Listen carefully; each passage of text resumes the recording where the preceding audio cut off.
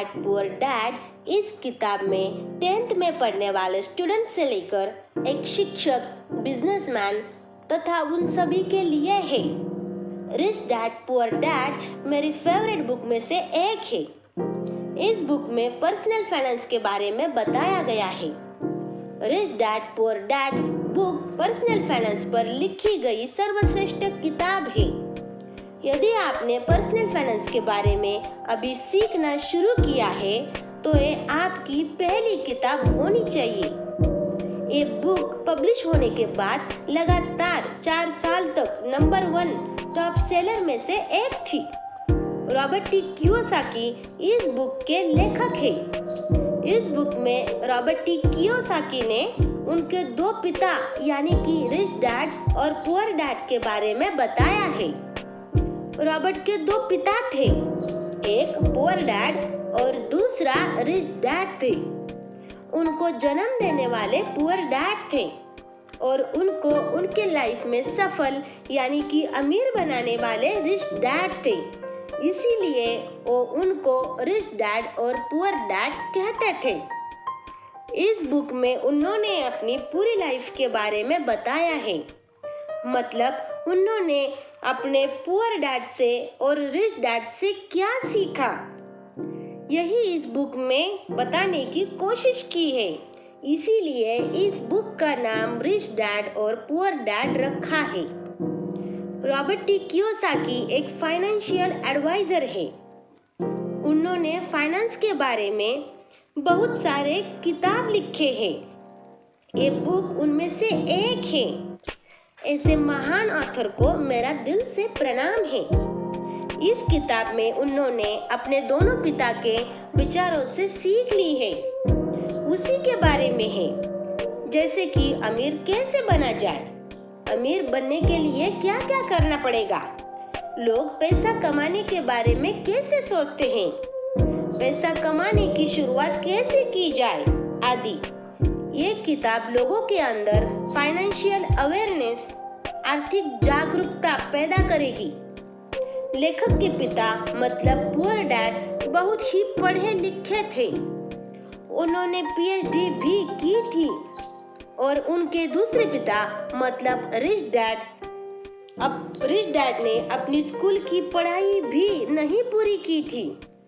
दोनों ही अपने अपने करियर में सफल थे। एक फाइनेंशियल पैसों की समस्या से लड़ रहे थे और दूसरे उनके शहर के सबसे अमीर व्यक्तियों में से एक थे। जब वे पैसे के बारे में बात करते थे तो दोनों के नजरिए भी अलग अलग थे।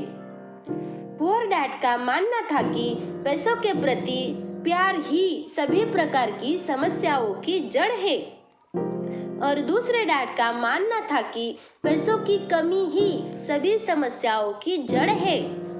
अब लेखक के बचपन में उनके सामने सबसे बड़ी दुविधा ये थी कि वो पैसों के बारे में सुने तो किसकी सुने, अपने रिच डैड की या पुअर डैड की। पुअर डैड लेखक के असली पिता थे क्योंकि पैसों के बारे में दोनों के नजरिए पूरी तरह से अलग अलग थे। हालांकि लेखक के दोनों पिता ही लेखक की भलाई चाहते थे। उनके पुअर डैड को हमेशा एक कहने की आदत थी कि हम ये नहीं ले सकते, हम वो नहीं ले सकते। मतलब इस बात पर हमारा दिमाग काम करना बंद कर देता है।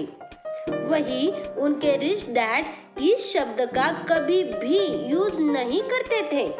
उन्हें इस शब्द से हमेशा सख्त नफरत थी। यहाँ तक कि उन्होंने लेखक को भी इसका इस्तेमाल करने से मना किया था। लेखक के रिच डैड कहते थे कि तुम अपने आप से पूछो कि तुम कैसे उस चीज को ले सकते हो। उनका मानना था कि जब तुम कहते हो कि तुम ये चीज नहीं ले सकते हो तो तुम्हारा दिमाग काम करना बंद कर देता है, और उनके विपरीत जब तुम अपने आप से ये सवाल पूछते हो कि तुम उस चीज को कैसे ले सकते हो तो तुम्हारा दिमाग अपने आप काम पर लग जाता है। उनका ये बिल्कुल कहने का मतलब नहीं था कि आप सब कुछ खरीद लें। उनका ये कहना था कि अपने दिमाग को हमेशा एक्टिव रखो। के पुअर डैड कहते थे कि कभी रिस्क मत लो, और रिच डैड कहते थे कि रिस्क को मैनेज करना सीखो। देखो दोस्तों, यहाँ पर हमारे शब्दों का फ्यूचर पर कितना बड़ा इम्पैक्ट पड़ता है। यानी कि हमारे शब्द, हमारी सोच बहुत ही प्रभावशाली है। ये यहाँ पर हमें सीखने को मिलता है। हमारी सोच ही हमें नीचे से ऊपर और ऊपर से नीचे ले जा सकती है। उनके पुअर डैड कहते थे कि बहुत पढ़ाई करो और कॉलेज जाकर डिग्री लो और एक अच्छी सुरक्षित नौकरी कर लो। वही रिच डैड कहते थे कि पढ़ाई करो और पैसों के बारे में सीखो। पैसा कैसे काम करता है उसे सीखो। पैसे के लिए काम मत करो, बल्कि पैसे को तुम्हारे लिए काम पर लगाओ। 19 साल की उम्र में रॉबर्ट यानी लेखक ने डिसाइड किया कि वो अपने रिच डैड की सुनेंगे और उनसे पैसों के बारे में सीखेंगे, और पैसों के मामले में वो अपने पढ़े लिखे पुअर डैड से नहीं, रिच डैड से सीखेंगे। रियल में उनके सगे पिता मतलब पुअर डैड बहुत पढ़े लिखे थे और टीचर की नौकरी करते थे, लेकिन वे पैसे के मामले में गरीब थे। वही लेखक जिसे अपना रिच डैड कहते थे और उनके दोस्त माइक के पिता थे, जिनके पास रॉबर्ट और उनका दोस्त पैसा कैसे काम करता है, पैसे कैसे कमाते हैं और सीखने के लिए जाते थे।